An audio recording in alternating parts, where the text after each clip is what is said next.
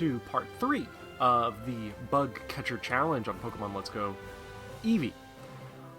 We are out here on Route 22. This part we are planning on going to Pewter City, fighting Brock, but first I do want to see if we can trigger the rival fight that is over here on Route 22. Doesn't look like we can. Don't actually know if it's still in this game, because I always forget this fight every single time. It doesn't really matter all that much, not a big deal, but, you know, would have been nice to get the experience, by the way. On my way walking back here, I actually caught a couple Beedrill. None of them had better natures than what I wanted. They actually had kind of crappy natures, but I did get the experience, so we've got level 8 for both Metapod and Kakuna, so we are pretty close to being able to take on Brock. I don't think we can. I don't think we have the ability to, but doesn't mean you shouldn't try. So, I'll see you all when I get back to Pewter City. So, we're back in Pewter City, and we are ready to at least make an attempt on Brock. We're going to first fight the Light Years trainer, and then see how Brock does. Now, I do know, and this is pretty useful for us to do, but if we go ahead and talk to this woman right here, we will pick ourselves up a key item. I think it's Pearl. Something to get us a nice little influx of cash. Cash is very, very good to have in this game because, well, you know, you have to keep buying Pokeballs if you want to grind. Grinding does cost money in this game. So we stare endlessly at Slowpoke. Slowpoke, by the way, definitely one of my favorite Pokemon. I find it to be so funny. Just really, really like Slowpoke. I don't think I've ever actually used Slowpoke before. I may have used Slowbro. No, I may have used Slowpoke before and evolved it into Slowbro. I know I've definitely never used Slowking in any Pokemon game because trait evolutions can be really, you know, hard to get a chance to use. Do want to grab this item though real quick since I saw it. X defense, not going to be super useful for us. I haven't put a rule on this challenge to not use items in battle.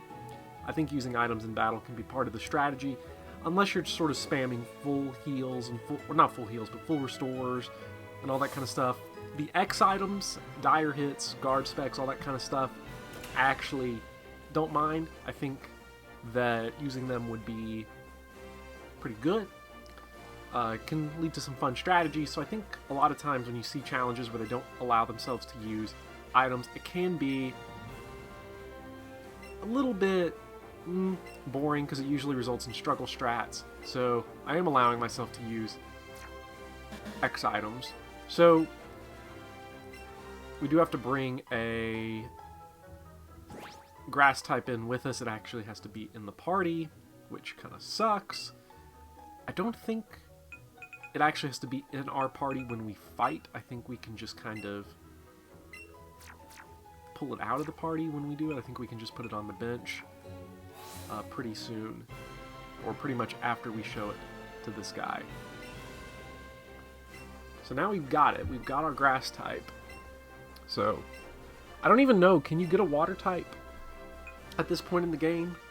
I actually have no idea if you can get a water type this early. I want to say, at least in this version, Bellsprout's probably the only Pokemon you can get that they give you permission to use. So we'll go ahead and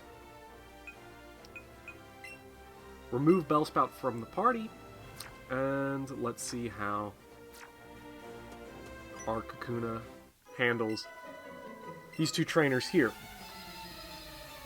I don't think it's going to go very well, but I think it'll be better than many of the fights we had in Viridian Forest, because at least here with Geodude, Onix, that we're going to see with Brock, all these Pokemon, they do resist poison, which is bad, and they're at a higher level, which is bad, but they're not poison type, so hopefully we can poison them, and we can start to chew through the defense, chew through the type resistance, and then, you know, actually win. So hopefully we can get them poisoned. I forget if you have a lower chance of poisoning when something is resistant to poison, but I am pretty sure the only type of Pokemon that can't actually be poisoned is poison types and steel types. You know, complete immunity to the type.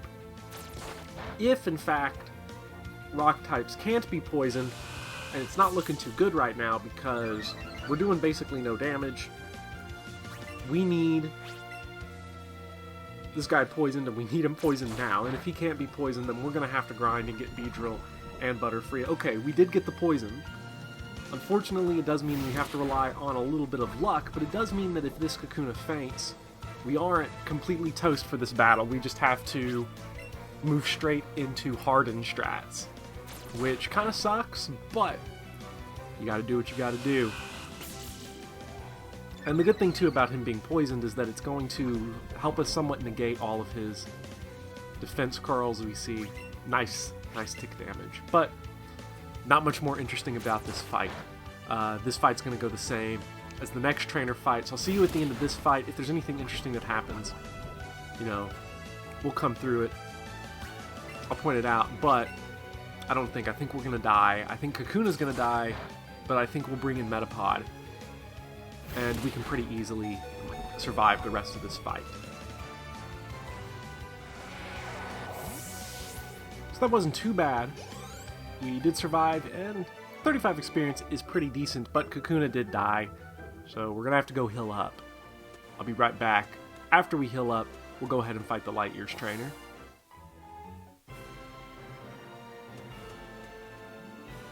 With Kakuna all healed up, let's go ahead and take on this Picnicker.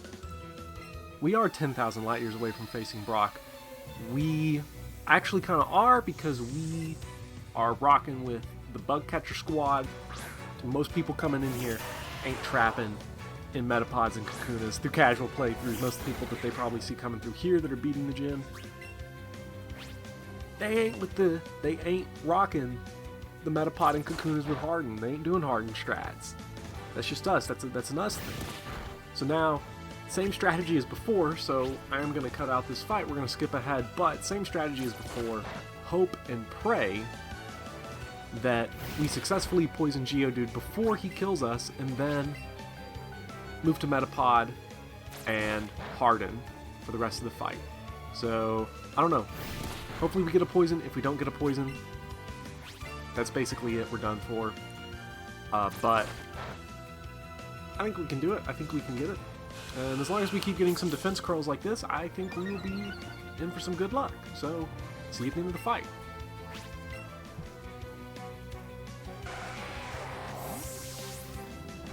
After that massively riveting, beautiful, suspenseful, awesome fight, we've taught him a lesson in math, we taught him a lesson in astronomy. We managed to get the Geodude poisoned, we killed him, but our Kakuna died, so now we are up to fight Brock, but I do gotta heal up, so I'll be right back for that fight. It is time. It is time to face Brock with a team of Kakuna, Metapod, and Kakuna. Two of those Pokemon only know Harden. Now, I thought for a brief second about taking the second Kakuna out of the party, the one that only knows Harden, because since the Kakuna we're leading with is only here until we can get Kakuna and Metapod evolved, and I'm only going to be using 5 Pokemon on this playthrough, I was thinking it wouldn't really be fair, it wouldn't be in the spirit of the challenge to have, you know, 3 Pokemon instead of 2, because only 2 of them are going to be permanent. But because I'm mostly doing this fight right here to see if we can do it, and I don't think we can, I really don't think we can, I decided that it was okay. For us to do this fight, we need 2 things to happen. We need to get a poison on this attack, and then we need to swap out. And we did not get the poison, so at this point I really don't think it's possible for us to win, because even if we get this poison here, he has to move into something like Defense Curl, and he's not going to do it. We didn't get the poison anyway, so it doesn't matter. That's the fight. That's pretty much it. We are done for. And so for us to win that fight, basically, here's what we'll have to do. We'll have to poison Geodude, move to Metapod or Kakuna, and harden until Geodude is dead. Then, when Geodude dies, we move back to the original Kakuna, poison Onix, and then harden and try to survive until we get to that point. I don't think that's happening. I really don't think that's happening. The odds of it are too low. So I think what we're going to do now is we're going to cut away. I'm going to lose this fight. You don't need to see the rest of this fight. That strategy relies on too much luck. I don't have anything to boost the attack of Poison Sting. I don't have any need to lower their speed. So I really can't do anything except be at a higher level or rely on a lot of luck. So when I see you back, I'm going to have both my Metapod and Kakuna up to a Butterfree and a Beedrill.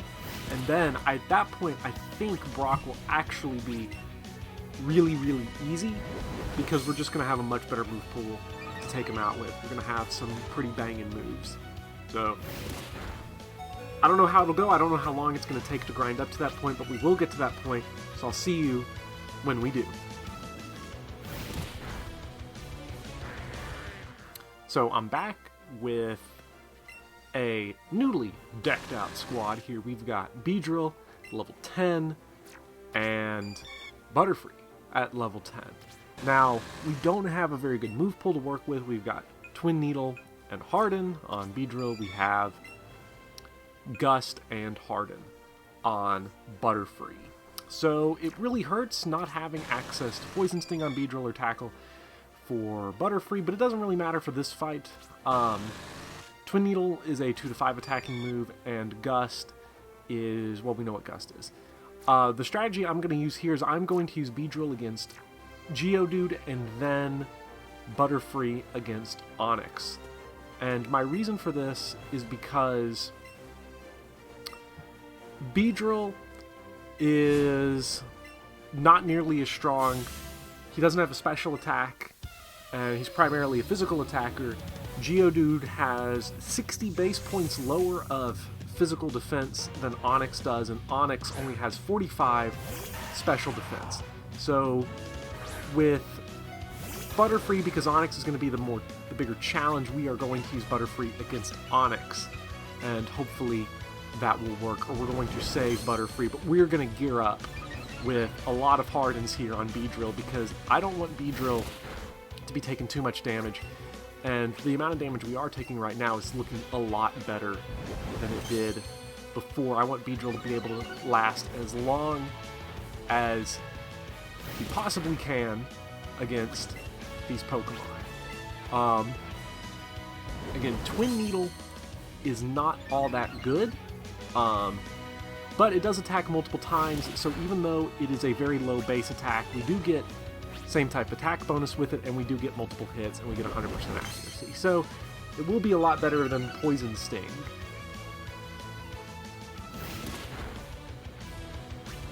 And we're starting to get close to half health, but the good thing is now we're not taking a ton of damage anymore. Like, we are geared up, and we're going to last quite a few turns. Are we actually at a full...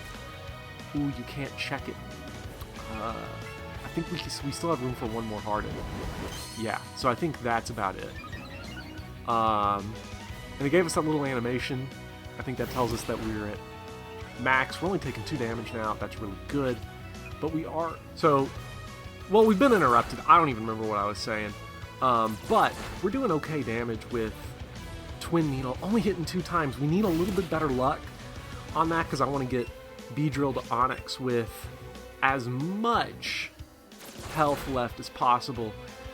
But I definitely think this is the strategy we're going for. Only hitting 2 times. Does it only hit 2 times?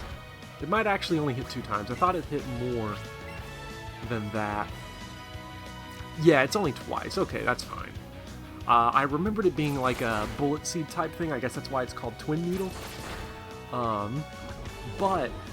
And it can poison. So I wonder if the chance to poison with it is doubled compared to, like, Poison Sting. Does each hit have its own poison chance? I actually have no idea. But Geodude went pretty well. Could have gone better. Maybe we could have gotten an earlier poison.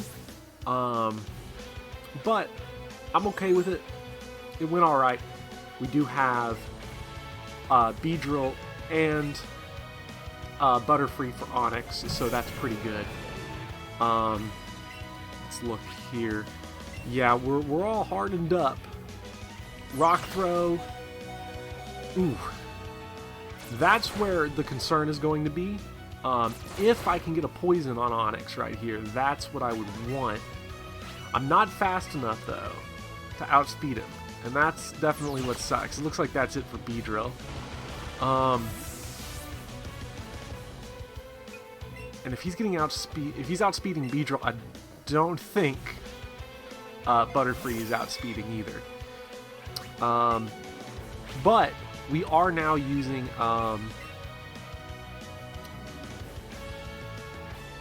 special, so that does quite a bit more. That is pretty good. But we do have to get kind of lucky now with Rock Throw accuracy, and we're gonna get almost one shot. Okay. Yeah, not looking like it's working. Ooh, but we are close though. We are definitely close. We're close to beating this guy. That sucks. So, let's see. What we could do... We don't lose a lot of money for dying. Obviously, we could keep grinding up and try to get higher. I think that fight went about as well as it could, barring us getting a critical hit, getting some lucky critical hits, getting some better, luck with a Rock Throw missing. But Rock Throw isn't such an inaccurate move where I feel upset about how that went. Obviously, using a potion on Beedrill, I think that gives us the fight, because it gives us at least more of a chance to poison Onix. So I think if we just use a potion, we win. I know with most challenges people do it without items, but the way I figure it is that, like, if you do it without items, you end up resulting in, you're doing one of two things. You end up grinding a ton, and then it becomes pointless anyway, and I don't really, or you just can't beat it. And, like, I want to beat the game, and I also want to avoid as much grinding as possible. I already had to grind up to level 10 to get there. So if we need to use a potion on Beedrill, I'm fine with that. If a potion on Beedrill, just one potion, doesn't work, then we might just have to go grind a little bit, because our selection of moves right now is very limited. So we're gonna do 6 Hardens. Hopefully everything goes fine. But I will see you all in a few minutes once I get through Geodude.